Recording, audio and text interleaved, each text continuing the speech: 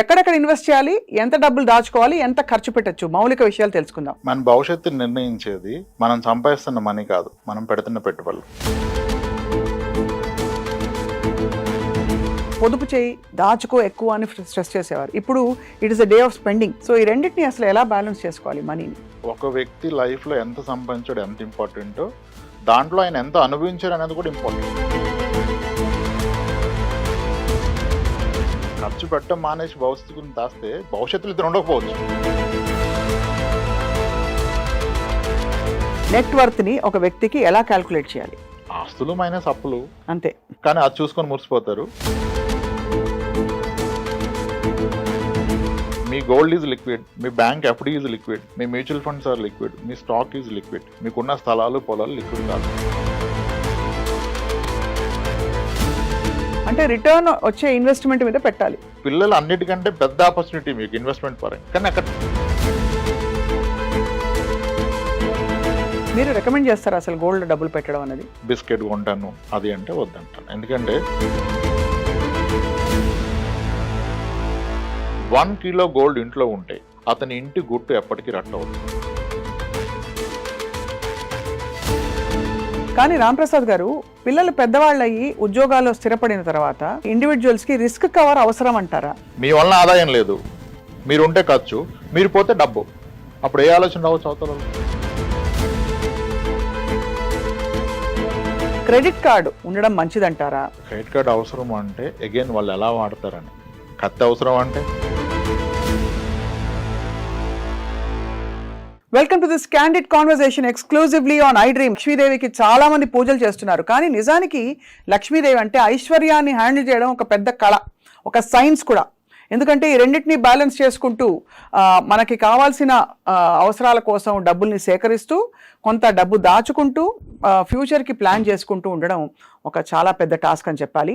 ఇవాళ we have a very big expert మనతో పాటు. Ramprasad garu is a personal finance consultant అని చెప్పాలి, ఇన్వెస్ట్మెంట్ ప్లానర్ అని చెప్పాలి. వారి అపారమైన అనుభవాల్లో ఎక్కడెక్కడ ఇన్వెస్ట్ చేయాలి, ఎంత డబ్బులు దాచుకోవాలి, ఎంత ఖర్చు పెట్టచ్చు, మౌలిక విషయాలు తెలుసుకుందాం. రాంప్రసాద్ గారు, థ్యాంక్ యూ సో మచ్ అండి. నమస్కారం. నమస్కారం మేడం. యా, సో బేసికలీ డబ్బుల్ని హ్యాండిల్ చేయడం ఒక ఆర్ట్, నిజమేనా అది? Yes ma'am. యా, అందరికీ వచ్చే క్వశ్చన్. చిన్నప్పుడు అయితే మా తాతగారి టైంలో అయితే పొదుపు చేయి, దాచుకో ఎక్కువ అని స్ట్రెస్ చేసేవారు. ఇప్పుడు it is a day of spending. So ఈ రెండింటిని అసలు ఎలా బ్యాలెన్స్ చేసుకోవాలి మనీని? మన భవిష్యత్తుని నిర్ణయించేది మనం సంపాదిస్తున్న మనీ కాదు, మనం పెడుతున్న పెట్టుబడులు. మీకు ఎంత వచ్చిందని కాదు, దాన్ని ఎలా ఇన్వెస్ట్ చేశారనేది మన ఫ్యూచర్, మన కిడ్స్ ఫ్యూచర్ని డిసైడ్ చేస్తుంది. అవును. సో ఒక ఇండివిజువల్ వ్యక్తి యొక్క లైఫ్లో ద మోస్ట్ ఇంపార్టెంట్ థింగ్ ఏంటంటే it has to B investment and protecting his family. మళ్ళీ పాయింట్ వైజ్ చెప్పండి. రిస్క్ కవర్ ఉండాలి, అవసరాలకి డబ్బులు ఉండాలి, మూడోది ఫ్యూచర్ నీడ్స్ని ఐడెంటిఫై చేయాలి, నాలుగోది బహుశా లగ్జరీస్కి, ఇతరత్ర ఇప్పుడు ఇంటెలిజెన్సెస్కి కూడా కొంత బఫర్ ఉండాలి. ఒక వ్యక్తి లైఫ్లో ఎంత సంపాదించాడు ఎంత ఇంపార్టెంటో, దాంట్లో ఆయన ఎంత అనుభవించారు అనేది కూడా ఇంపార్టెంట్. అవును కదా. I see lot of people after making money, creating more assets, they still live poor and die rich. అంతే. That's the biggest disease today. Disease కదా అది యాక్చువల్లీ. అదే నిజం. ఎంత ఎక్స్పెన్సెస్ తగ్గించండి అనేది తప్పు. ఖర్చు పెట్టుకోండి, భవిష్యత్తు కూడా దాచుకోండి. అవును. ఖర్చు పెట్టడం మానేసి భవిష్యత్తు గురించి దాస్తే భవిష్యత్తులో ఇద్దరు ఉండకపోవచ్చు.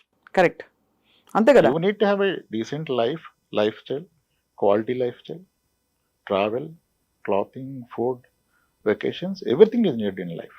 It's not just saving money. Ramprasad గారు, చాలా మందికి డౌట్లు ఉంటాయి, అంటే how to make this wise decisions అని చెప్పి. సో కొన్ని నేను అందరి తరఫున కొన్ని క్వశ్చన్స్ అడగబోతున్నాను మిమ్మల్ని. ఫస్ట్ ఆఫ్ ఆల్, ఒక వ్యక్తి, ఒక వర్కింగ్ ఎంప్లాయీ ఇంటికి వచ్చే ఇన్కమ్ని ఎలా ప్లాన్ చేసుకోవాలి, ఏ రేషియోలో సేవ్ చేయాలి, ఎంత ఖర్చు పెట్టాలి? There is a private sector employee who is making 80,000 per month. He is just 32 years, having one kid, no dependents. His parents are well off. Both are pensioners. They can't even spend their pension. They are also giving him some money. అవును. ఇంకా అతని story వేరు. If there is a person who he's a dependent parents ఆరోగ్యంగా లేరు, siblings లో కూడా కొంత settle అవ్వలేదు, ఇంకా డిపెండ్ అయి ఉన్నారు, అప్పుడు ఆయన స్టోరీ వేరు. ఇంకా సేవింగ్ ఎక్కడ? ఆ 80,000 బాధ్యతలుగా సరిపో. అవును. అప్పుడు ఆయన ఫోకస్ చేస్తుంది ఇన్కమ్ పెంచుకోవటం మీద, సేవింగ్స్ మీద కాదు. మొదటి వ్యక్తి ఆయన విహారయాత్రలు కూడా ప్లాన్ చేసుకోవచ్చు. కాబట్టి పరిస్థితిని బట్టి ప్లాన్ చేయాలి. పరిస్థితిని బట్టి స్టాండర్డ్ ఉండదు. నాకు ఎక్కడ నచ్చదంటే చాలా మంది ఇప్పుడు చాలా స్టాండర్డ్ ఫార్ములా ఏంటంటే మీ ఏజ్ ఎంత ఉంటే అంత డెట్ లో పెట్టండి, 100 minus me age has to be equity. అంటే ఎక్స్ప్లెయిన్ చేయండి ఒకసారి. చాలా చూసే వాళ్ళకి డెట్ ఈక్విటీ అనేది టెక్నికల్ పదాలు. రిస్క్ లేకుండా గవర్నమెంట్ బాండ్స్ కానీ బ్యాంక్ ఫిక్స్డ్ డిపాజిట్స్ కానీ డెట్ కింద కన్సిడర్ చేస్తాము. ఈక్విటీ మార్కెట్స్లో నేనైతే మ్యూచువల్ ఫండ్స్ వరకు ఆగిపోతాను, స్టాక్స్ వరకు వెళ్ళే ధైర్యం చేయను. వాటిలో పెడితే దాన్ని ఈక్విటీ మ్యూచువల్ ఫండ్స్ అంటాం. ఇప్పుడు 30 ఏళ్ళ వయసు ఉంటే మీరు 30% మాత్రం డెట్లో పెట్టుకొని ఫిక్స్డ్ ఇన్కమ్ ప్రొడక్ట్స్లో, మిగిలిన రిస్క్ ఉన్నా సరే డబ్బులు ఎక్కువ వస్తాయనే దాంట్లో పెట్టుకోమని చెప్తారు. నేను అంటాను మీకు వస్తున్న ఇన్కంలో కాదు ఈ ప్రపోర్షన్, మీ ఓవరాల్ నెట్వర్క్లో ఈ ప్రపోర్షన్ చూసుకోవాలి. మీకున్న నికర ఆస్తిలో ఇది వాడండి. కానీ అది ఎవరు వాడలేరు. ఎందుకంటే ఈ నాలెడ్జ్ వచ్చి 40 ఇయర్స్ 36 ఇయర్స్ వచ్చి 2 కిడ్స్ వచ్చి నేను ప్రైవేట్ సెక్టర్ ఎంప్లాయీ, నా జాబ్ ఆగిపోతుంది, తర్వాత కావాలి అని ఇన్వెస్ట్మెంట్ థాట్ వచ్చే టైంకి ఇతను ఆల్రెడీ కొన్ని చేస్తుంటాడు. పేరెంట్స్ నుంచి కొన్ని ఆస్తులు వచ్చి ఉంటాయి. ఇప్పుడు అవన్నీ కలిపి 4 కోట్లు ఉందనుకోండి. Let say someone is lucky enough, వాళ్ళ పేరెంట్స్ ఇచ్చారు, ఊర్లో ఒక పొలం ఇచ్చారు, ఇక్కడ 2 స్థలాలు కొన్నాడు, ఒక అపార్ట్మెంట్ కొన్నాడు, 4 కోట్లు ఉంది. ఇప్పుడు ఇతని జీతం 1 lakh ఉంది, ఇతని ఏజ్ 40. ఇప్పుడు ఇతను ఆ రూల్ ప్రకారం 40% డెట్లో పెట్టి 60% ఈక్విటీలో పెడితే అతను అసలు పెడుతున్న అమౌంట్లో కదా, మళ్ళీ ఇది అతను మొత్తం జీతంలో కాదు కదా. అవును. అప్పుడు అసలు ఎన్నాళ్ళు పోతే ఏం సాధిస్తాడు ఈక్విటీలో? అవును. ఇప్పుడు పెడుతున్న 20,000లో మళ్ళీ 40% డెట్లో పెట్టి 12,000 ఈక్విటీలో పెడితే 10 ఏళ్ల పాటు పెట్టినా ఆయన పెట్టింది ఎంత వచ్చేది ఎంత, ఆ రోజుకి మన అసెట్స్ మళ్ళీ పెరుగుతాయి. అప్పుడు ఓవరాల్ ఆయనకున్న ఆస్తుల్లో చూస్తే మళ్ళీ ఈక్విటీ కాంపోనెంట్ 5% కూడా ఉండదు. కరెక్ట్. సో ఇది మీరు పెడుతున్న అమౌంట్లో కాదు, మీకున్న నికర ఆస్తికి ఈ రూల్ అప్లై చేస్తే మేబీ మీరు సేఫర్ సైడ్ ఉంటారు. నికర ఆస్తి నెట్వర్త్ ని ఒక వ్యక్తికి ఎలా క్యాల్కులేట్ చేయాలి? ఆస్తులు మైనస్ అప్పులు అంతే. కానీ అది చూసుకొని మురిసిపోతారు. దాంట్లో లిక్విడ్ అసెట్ ఎంత చూసుకోవాలి. ఆస్తుల్లో లిక్విడ్ అసెట్ కూడా ఉంటుంది కదా. అంటే అదే ఆస్తి లిక్విడ్ అసెట్ అనుకోవడం తప్పు. అంతే. మీ గోల్డ్ ఈజ్ లిక్విడ్, మీ బ్యాంక్ ఎఫ్డి ఈజ్ లిక్విడ్, మీ మ్యూచువల్ ఫండ్స్ ఆర్ లిక్విడ్, మీ స్టాక్ ఈజ్ లిక్విడ్. మీకున్న స్థలాలు పొలాలు లిక్విడ్ కాదు, ఇల్లిక్విడ్. ఇప్పుడు ఒకసారి మీరు అన్నట్టు వాళ్ళ పరిస్థితిని బట్టి వాళ్ళు ఎంత ఇన్వెస్ట్ చేయాలి, ఎంత సేవ్ చేయాలి అని అంటున్నారు కదా. ఉదాహరణకి కొండ గుర్తులు కొన్ని ఉంటాయి. నా జీతంలో ఎంత భాగం నేను ఈఎంఐలు పెట్టుకోవచ్చు, ఎంత భాగం నా జీతంలో నేను హౌస్ రెంట్ కట్టచ్చు, ఒకవేళ ఈఎంఐ లేదు బట్ హౌస్ రెంట్ ఉంది. What is the reasonable percentage అంటే ఏం చెప్తారు సార్? అదే మేడం, ఫస్ట్ నేను స్టార్ట్ చేసిన కన్వర్జేషన్. ఇప్పుడు 8 కోట్లు ఆస్తున్న వ్యక్తి అతని జీతంలో 50% రెంట్ కడితే కూడా తప్పలేదు. ఎందుకంటే ఆయన ఫ్యామిలీ ఏమి ఈయన జీతం మీద డిపెండెంట్ లేదు. ఆయనకున్న అసెట్స్ విల్ టేక్ కేర్ కదా, అవి చూసుకుంటాయి కదా. అప్పుడు ఎంతకైనా వెళ్ళిపోవచ్చు. నీకు ఏ ఆస్తి లేనప్పుడు ఇదే ఆధారమైనప్పుడు ఎంత తక్కువ పెడితే అంత మంచిది. ఓహో. ఆ తక్కువలో మళ్ళీ సరైనది ఏది సరికాందేది చూసుకోవాలి. ఇప్పుడు పిల్లల ఎడ్యుకేషన్ అనేది the best investment in life. అదే ఇప్పుడు అక్కడ కాంప్రమైజ్ అయిపోయి అక్కడ నేను లక్షలు పోయిను, 1000 పోయిను అంటే భవిష్యత్తు ఎలా? కరెక్ట్. ఇప్పుడు I see lot of people, అంటే నేను ఇప్పుడు నా వయసు చిన్నదైనా నాకంటే పెద్దవాళ్ళని చాలా మందిని కలుస్తాను కదా. చాలా మంది దే ఆర్ మోస్ట్ హ్యాపీ వాళ్ళ పిల్లల మొదటి జీతం వీళ్ళ చివరి జీతానికన్నా ఎక్కువ, లేదా ప్రజెంట్ జీతానికన్నా ఎక్కువ. అవును. అది అలా పాసిబులే, అలా సాధించగల చాలా మంది ఆస్తులు ఏం కూడబెట్టలే. అవును. పిల్లల్ని ఆస్తులుగా ఫీల్ అయ్యారు, వాళ్ళతో ఎక్కువ టైం స్పెండ్ చేశారు. మనీ ఒక్కటే కాదు, టైం కూడా స్పెండ్ చేయాలి కదా. వాళ్ళు ఆ టైం స్పెండ్ చేశారు, వీళ్ళ కష్టాలు చెప్పారు, వీళ్ళ ఆస్పిరేషన్ వాళ్ళకి చెప్పారు. అమ్మ నువ్వు డాక్టర్ అయితే ఇంకో మన కుటుంబంలో తరహాల్లో నువ్వు ఫస్ట్ డాక్టర్ అవుతావురా, అందరూ నా గురించి చెప్తాను, నేను గర్వంగా తిరుగుతాను. ఒక తను చెప్తే కూతురు అవుతుంది. డబ్బులు ఒకటే ఇచ్చేస్తే అవుతుందా? ఆ టైం అండ్ మనీ పెట్టిన వాళ్ళు వేరేది పెట్టలేదు. రైట్. సో కాబట్టి స్టాండర్డైజేషన్ లేదు ఎంత పెట్టాలని. ఆయనకు తెలుసు. ఇంకా నాకు వచ్చే జీతంలో ఇల్లు కొనలేను అనుకున్న వ్యక్తి పూర్తి జీతాన్ని పిల్లల మీద పెడితే ఆ పిల్లలు ఈరోజు ఆయనకు అద్భుతమైన ఇల్లు కొనిచ్చారు. అవును. ఎంతో మందిని ఫోర్స్డ్ విఆర్ఎస్ తీపించారు. అంటే రిటర్న్ వచ్చే ఇన్వెస్ట్మెంట్ మీద పెట్టాలి. పిల్లలు అన్నిటికంటే పెద్ద ఆపర్చునిటీ మీకు ఇన్వెస్ట్మెంట్ పరంగా. కానీ అక్కడ టైం కూడా పెట్టాలి. ఒట్టి మనీ పెడితే అవ్వకపోవచ్చు. అవును, కరెక్టే. మీరు టైం స్పెండ్ చేయకపోతే వాళ్ళు మీ దారిలోకి రారు. రాంప్రసాద్ గారు, గోల్డ్ ఒక చాలా ఫేవరెట్ ఇన్వెస్ట్మెంట్ మహిళలకి. మీరు రికమెండ్ చేస్తారు అసలు గోల్డ్ డబ్బులు పెట్టడం అనేది? గోల్డ్ యాజ్ అన్ ఆర్నమెంట్ నేను స్ట్రాంగ్ గా రికమెండ్ చేస్తారు. As an ornament, not as a pure gold. Biscuit కొంటాను అది అంటే వద్దంటాను. ఎందుకంటే ఇప్పుడు ఒక కాయిన్ కొన్నాను నేను, ఆ కాయిన్ అయితే హోల్డ్ చేసి మా వైఫ్ కిడ్స్ చేసుకోలేరు. అది అలా ఉంటది. సో దానివల్ల ప్లెజర్, ఆనందం ఉండదు. ఇంటాంజిబుల్ బెనిఫిట్స్ ఏమీ లేవు. ఏముండదు. Only growth. గోల్డ్ ప్రైస్ పెరిగితే పెరిగింది అంట అంతే. అదే నేను ఆర్నమెంట్ కొంటే గోల్డ్ ప్రైస్ పెరుగుతుంది, మీరు అన్న ప్లేజర్ వస్తుంది. కానీ ఆర్నమెంట్ గోల్డ్ ఎక్స్చేంజ్ అయినప్పుడల్లా మనకి వేస్టేజ్ పోతుంది. మీరు పొందిన ఆనందంతో ఆ వేస్టేజ్ ఎంత? అంతే అంటారు. నీ కూతురు వేసుకుని తిరిగినప్పుడు 15% నీ కూతురు ఆనందానికన్నా ఎక్కువ అనుకుంటే దట్స్ రైట్. మీ అప్రోచ్ చాలా రియలిస్టిక్ గా ఉంది సార్. బికాస్ మామూలుగా ఆనందానికి ఎవరు వెలకట్టరు, డబుల్ డబుల్ డబుల్ డబుల్ అని చూస్తారు. కానీ ఆనందం అనేది ఒక ఇంటాంజిబుల్ అసెట్టే కదా. అదేమంటే నేను రెగ్యులర్ అమ్మాయి ఉంటే రెగ్యులర్ గా పుట్టినప్పటి నుంచి కొనుక్కో గోల్డ్ అని చెప్తాను. అంటే ఎలాగా ఒక అకేషన్స్ వచ్చినప్పుడల్లా గోల్డ్ కొట్టు పెట్టాలి పిల్లకి. అకేషన్ కి వచ్చినా, వేరే ఏమన్నా గిఫ్ట్స్ ఆమెకు వచ్చినా, గ్రాండ్ పేరెంట్స్ ఏదైనా ఇచ్చినా పెట్టుకోండి. అసలు గోల్డ్ స్కీమ్ కట్టమని చెప్పేస్తాను నేను. Gold scheme. ఎందుకంటే మీరు అన్నారు కదా మీకు వేస్టేజ్ మేకింగ్ పోద్దని, గోల్డ్ స్కీమ్లు అవి లేకుండా ఇస్తున్నారుగా. అవును. అప్పుడు అంటారు వాడు ఎత్తేస్తే ఏంటి, ఎత్తేసాడే అనుకోండి, మీరు కట్టేది ఎంత గోల్డ్ స్కీమ్లో? మీ జీతంలో 10%. అంటే ఒక 1 year లో కట్టేది 1 నెల జీతం. వాడు ఎత్తేసి 1 నెల జీతం పోతే జీవితం కోల్పోతారా? అంతే కదా.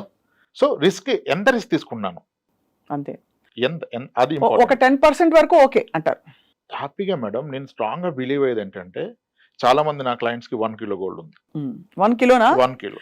బట్ బాబోయ్ 1 kiloనా? అమ్మాయి ఉన్నోళ్ళు పెట్టుకున్నారు. 2 అమ్మాయిలు ఉంటే ఏమొస్తుంది మీకు? 50 తులాల్లో కంప్లీట్ సెట్ వస్తుంది. అంతే కదా. అంతే. పెట్టుకున్నారు, అవకాశం ఉన్న వాళ్ళు పెట్టుకున్నారు. 1 kilo గోల్డ్ ఇంట్లో ఉంటే అతని ఇంటి గుట్టు ఎప్పటికీ రట్టవదు. ఏ అవసరానికైనా 10-20 లక్షలు. మీ 1 kilo గోల్డ్ మీద 40 లక్షలు లోన్ వచ్చేది, అట్లీస్ట్ 30 లక్షలు 20 లక్షలు లోన్ వస్తుంది కదా. అవును. మీరు ఇంట్లో పెట్టుకుంటే అంత గోల్డ్ని బ్యాంక్ లాకర్లో పెడతారు. మీకు అవసరమైన వాడికి ఆ లాకర్ నుంచి వాళ్ళ లాకర్లోకి మారుస్తాడు. You will get a loan at ఎంత లో rate of interest. Agriculture loans అయితేనేమో ఆ ఫార్మింగ్ ఉంటే వాళ్ళకి దాన్ని బేస్ చేసుకుని 7% ఇస్తారు, మనకి 8% ఇస్తారు. అంత తక్కువకి ఇంకెక్కడ అప్పు పుట్టదు. అండ్ మీరు ఎవరికి చెప్పట్లే మీరు అవసరంలో ఉన్నారు, మీకు డబ్బు అవసరం అని. అవును. ఇప్పుడు చాలా మంది ఒకప్పుడు ట్రెడిషన్ ఏంటంటే చిట్స్ కట్టడం ఒక్కటే తెలుసు గవర్నమెంట్ ఎంప్లాయీస్. ఆ మెచ్యూరిటీని కాలేజ్ ఫీజు కడతారు. ఒకసారి ఆ చిట్ లేట్ అవుతుంది, 2 months లేట్ అవుతుంది. అతను వేరే వాళ్ళు ఉన్నారు, చిట్టిలో పాటలో రాలేదంటాడు. అప్పుడు బంగారం ఉంటే ఈ 1 నెలకి బంగారం పడి తెచ్చుకుంటాడు, చిట్ వచ్చాక తిరిపించుకుంటాడు. ఎందుకంటే గోల్డ్ లోన్కి మీకు ప్రీ క్లోజింగ్ ఛార్జ్ ఉండదు, పెనాల్టీ ఉండదు. అవును. డైలీ ఇంట్రెస్ట్ పడుతుంది. 15 రోజుల తర్వాత తీసుకుంటే 15 రోజులకే పే చేస్తారు. ఎంత ఆనందాన్ని ఇస్తుంది అంటే, ప్రశాంతమైన నిద్రపోవాలంటే కేజీ గోల్డ్ ఉండాలంట. 1 kilo గోల్డ్ ఒక గొప్ప టార్గెట్ చాలా మందికి. అవుతుంది, స్లోలీ చేసుకుంటే వెళ్తే అయిపోతుంది. అవును. మంత్లీ 1 months నాకు 1 gram కొనండి, డబ్బు ఉన్నప్పుడు కాస్త ఎక్కువ కొనుక్కుంటే అయిపోతుంది. Very possible. దట్స్ వెరీ చాలా హాయిగా చేర్చుకుంటూ పోవచ్చు అలా. నిజమైన real estate gold. Real estate is fake. అంతేనా? ఇది చాలా పెద్ద రెవల్యూషన్. 30 లక్షల స్థలం ఉంది, మీ అవసరానికి డబ్బులు వస్తాయా? అమ్ముడు పోద్దా? ఎవరు కొంటారు? ఎంతమందికి చెప్తారు? ఎక్కడి నుంచో నమ్ముతారు మీరు? మీ బంగారం ఎవరికైనా చెప్పాలా? అదే కదా. ఫంక్షన్ ఉంటే తెచ్చుకోవచ్చు, లేదంటే పెట్టుకోవచ్చు. చాలా మంది అసలు ఇవాళ రేపు గోల్డ్ని లోన్లోనే పెడుతున్నారు. ఎందుకంటే సార్ నాకు 7-8%కి లోన్ వచ్చేస్తుంది, స్మాల్ ఫైనాన్స్ బ్యాంక్ 9.25 ఇస్తుంది, నేను లాకర్లో పెడితే వాడు లాకర్ ఛార్జ్ చేస్తున్నాడు, లాకర్ ఇవ్వమంటే పాలసీ కట్టమన్నాడు, ఎందుకు అదేదో నేను లోన్లో పెట్టేస్తాను, ఆ డబ్బులు ఎక్కడ ఇన్వెస్ట్ చేస్తే ఎక్కువ వస్తున్నాడు. అది కరెక్ట్ అని చెప్పట్లా, అలా కూడా చాలా మంది చేస్తున్నారు. నిజమే కదా. అది దాచుకోవడానికి లాకర్ తీసుకుని డబ్బులు కట్టడం బదులు ఇంకో చోట పెడితే బహుశా దానికన్నా ఒక 1% ఎక్కువ వస్తుంది కదా నాకు. అది ఆర్నమెంట్తోనే అవుతుంది. ప్యూర్ గోల్డ్ ఇదంతా చేసుకోరు, ప్లెడ్జింగ్ కూడా కష్టం. అవును. సో కాబట్టి ఆర్నమెంట్కి ఎప్పుడు ఎగ్నెస్ట్ కాదు. ఆ వేస్టేజ్ అండ్ మేకింగ్ ఛార్జ్ అనేది ఒకటి ఉంది కదా. మీరు ఒక స్కీమ్ ద్వారా కొంటే అది లేకుండా ఇస్తున్నాడు, అప్పుడు అది లేనట్టే కదా. ఇంచుమించు అంతే కదా. స్కీమ్ ద్వారా కొన్నప్పుడు మీ ఇంట్లో మీ వైఫ్ చాలా హ్యాపీగా ఉంటుంది. She will wait for 11 months. అదే కదా.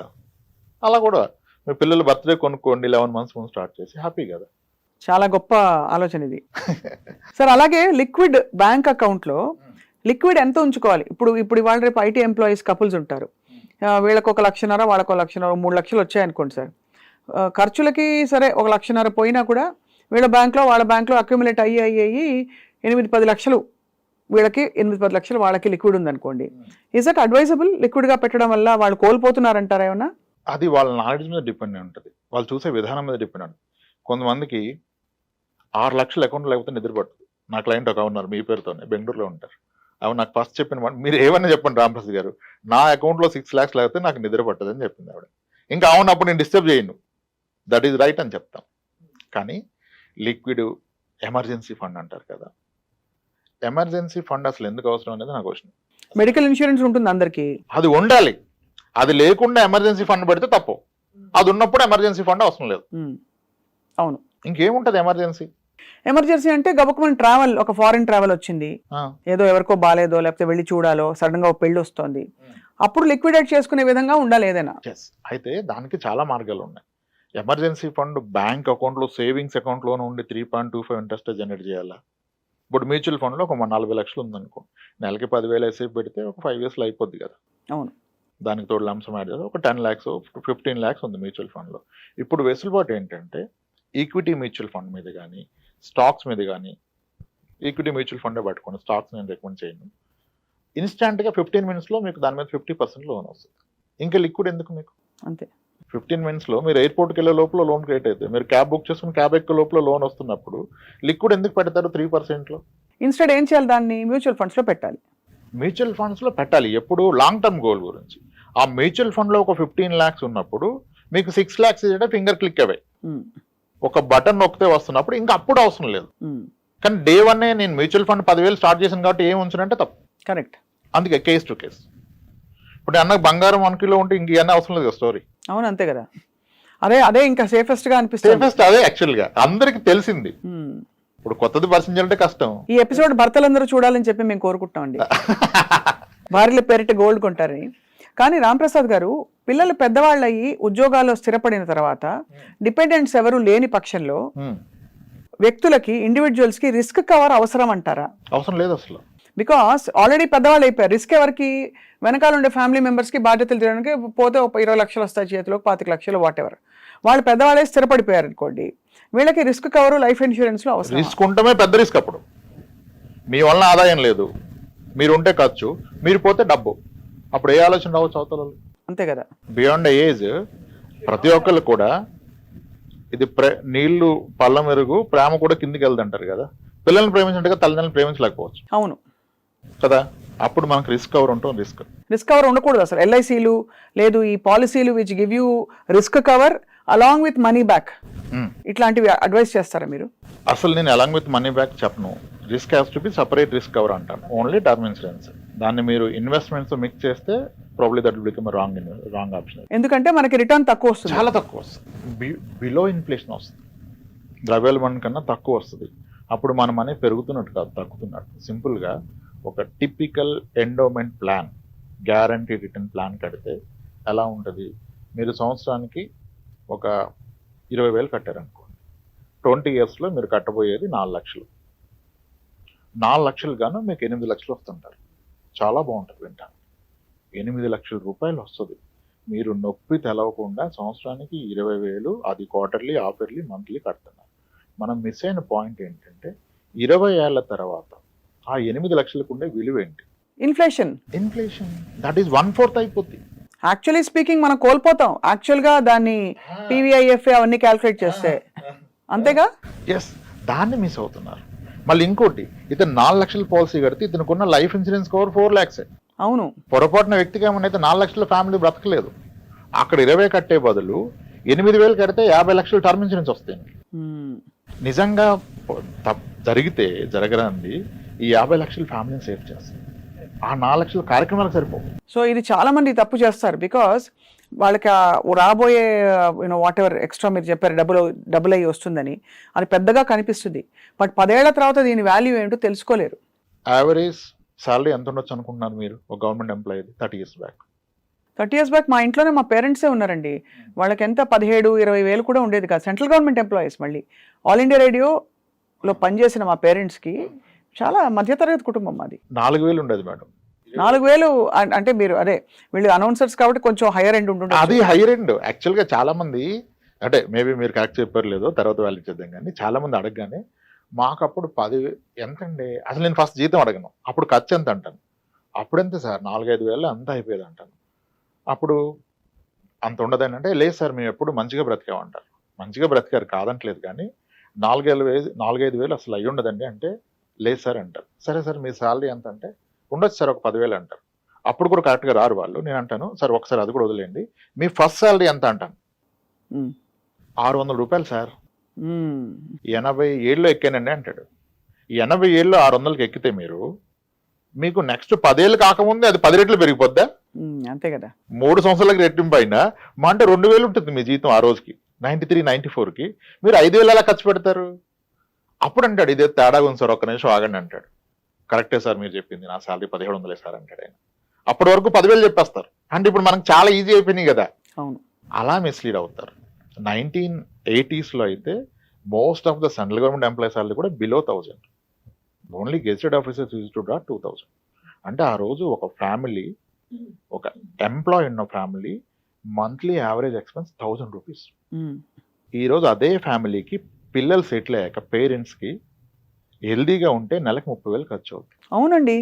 ఇన్ ఏ సింపుల్ లాంగ్వేజ్ ఇక్కడ మనం పట్టుకోవాల్సింది ఏంటంటే 30 ఏళ్ల క్రితం మీకు నెలకి ఎంత ఖర్చు అయింది, ఇప్పుడు రోజుకి అంత అవుతుంది. This is the rule you need to catch for future calculation. అంటే ఈ రోజు మనకి ఒక లైఫ్ స్టైల్కి 50,000 అయింది, 1,00,000 అయింది అనుకోండి. మనం ఒక 30 years పోయాక మనకు 60-70 ఏళ్ళు వస్తే రోజుకి ఈ 1,00,000 రూపాయలు అవుతుంది, 30 లక్షలు అవుతుంది. ఎవరు నమ్మరు. నమ్మాల్సిన అవసరం లేదు.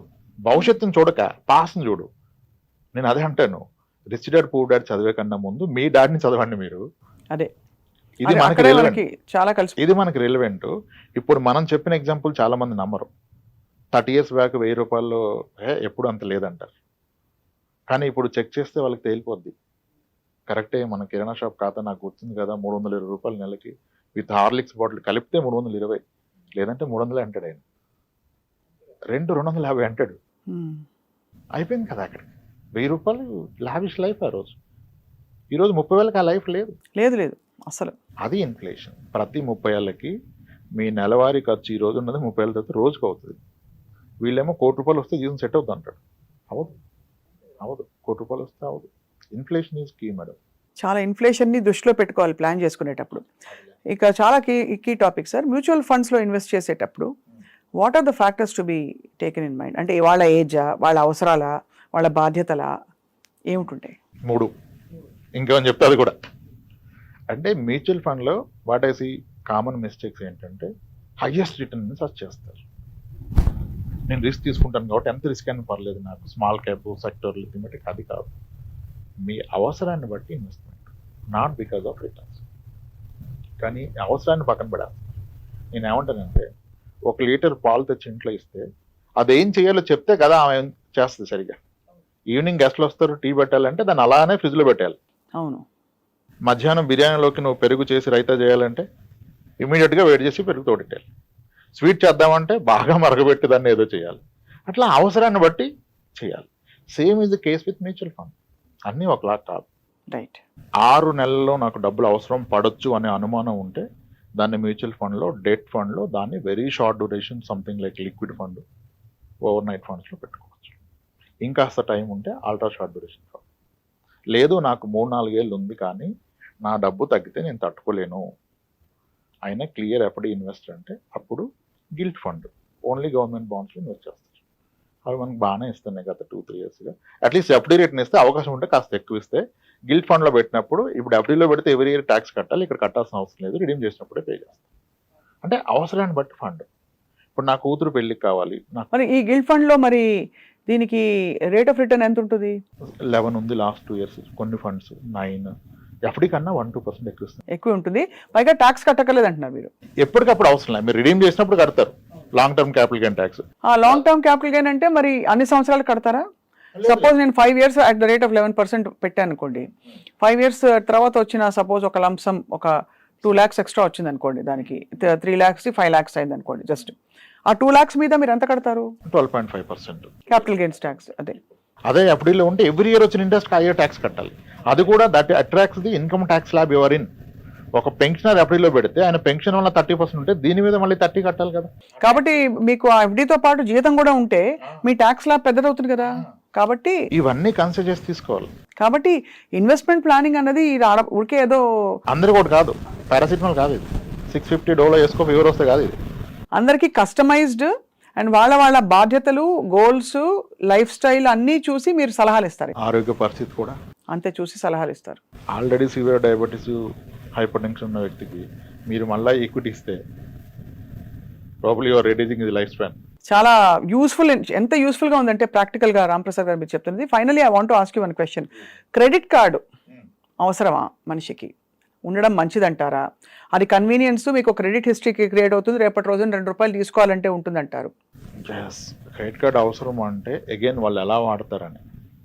కత్తి అవసరం అంటే ఎన్ని విధాలుగానే వాడుకోవచ్చు కత్తిని. కరెక్టే, అవును, ఒక క్రెడిట్ కార్డు తీసుకొని దాన్ని బై చేసుకొని 5 క్రెడిట్ కార్డు తీసుకొని కార్డ్స్ గేమ్ అన్నట్టుగా ఆడేవాళ్ళు చాలా మంది ఉన్నారు. That's where they last there lifes. మొత్తం ఫ్యూచర్ స్పాయిల్ అయిపోయింది. ఈ కార్డులో తీసి దానికి మినిమం బ్యాలెన్స్, ఇదంతా ట్రాప్.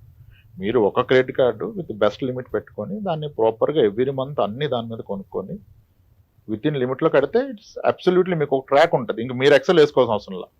దాని స్టేట్మెంట్ డౌన్ చేస్తే వచ్చేస్తుంది. దానికి తోడు వాళ్ళు ఏవేవో బెనిఫిట్స్ ఇస్తారు, ఎయిర్పోర్ట్ లాంజ్ యాక్స్ ఇస్తారు మీకు, అవి డిస్కౌంట్లు, ఐఫోన్కి అవి అలా వాడుకోవచ్చు. కానీ దాన్ని ఎందుకు ఎలా వాడుతున్నారు అనేది చాలా ఇంపార్టెంట్. కాబట్టి ఏదైనా మన సంకల్పంలో ఒక బ్యాలెన్స్ ఉండాలి. ఇవన్నీ మనకి ఇచ్చిన వెసులుబాట్లు, లోన్ తీసుకోగలగడం, పర్సనల్ ఫైనాన్స్కి మనకి అందుబాటులో ఉండడం, ఇవన్నీ మనకు వచ్చిన వెసులుబాట్లు. బట్ వాటిని చాలా తెలివిగా విచక్షణతో వాడుకోవాలి. క్రెడిట్ కార్డు వాళ్ళు మనకి ఇచ్చేదే, మనం ఫెయిల్ అయితే they will make money. When you are not paying full amount on time, minimum balance pay చేస్తే almost you will charges annually 40-50%. బాబోయ్. మంత్లీ 3 to 5% చేస్తారు. చాలా మంది ఆ ట్రాప్లోకి వెళ్ళి మినిమం బ్యాలెన్స్లోనే ఉంటారు, అసలు తీరదు. అలా 10 members ఉన్నా దే కార్డ్ వాళ్ళు they make money. On time వాడుకొని ఆన్ టైం కట్టే వాళ్ళతో వాళ్ళకి ఏమీ రాదు. అంతే కదా. మేబీ కొన్ని టైప్స్ ఏమైనా రావచ్చు బ్యాక్ ఎండ్లో, కానీ సో దాన్ని వాడటం చాలా important. So as we wind up Ramprasad గారు, of course people will contact you. మీకు డైరెక్ట్గా వాళ్ళకి ఏమైనా ఇంకా సలహాలు కావాలంటే మీరు వాళ్ళు మాట్లాడుకోండి. అయితే మీరు ఇచ్చే గోల్డెన్ ప్రిన్సిపల్ టువర్డ్స్ మనీ పట్ల మన యాటిట్యూడ్, ఒక గోల్డెన్ ప్రిన్సిపల్ చెప్పండి sir before we wind up. నేనైతే నాకు గోల్డెన్ ప్రిన్సిపల్ ఉంది. చెప్పండి, మీరు చెప్పండి. రెస్పెక్ట్ ఇట్, అంతే. That has to be respect. అంటే దాన్ని వాల్యూ ఇస్తాము, రెస్పెక్ట్ ఇస్తాము, దాన్ని ఎక్కడ ఉంచాలో అక్కడే ఉంచుతాము. ఎక్కువ దాన్ని రెస్పెక్ట్ ఇచ్చే వాళ్ళని మనం మరీ దగ్గరకు లాక్కోం కదా, అదొక వనరు. It's all depends on the it's relation with money. How better you keep, it's better your life, your future. అంతే. దాన్ని స్పాయిల్ చేసుకుంటే you will never come out of it. చాలా యూస్ఫుల్ టిప్స్ తోటి చాలా మంది చేస్తున్న పొరపాట్ల మీద దృష్టి పెడుతూ మీరు చెప్పిన ఇన్ఫర్మేషన్ చాలా బాగా ఉపయోగపడుతుందండి రాంప్రసాద్ గారు. Thank you so much. నమస్కారం. థ్యాంక్స్.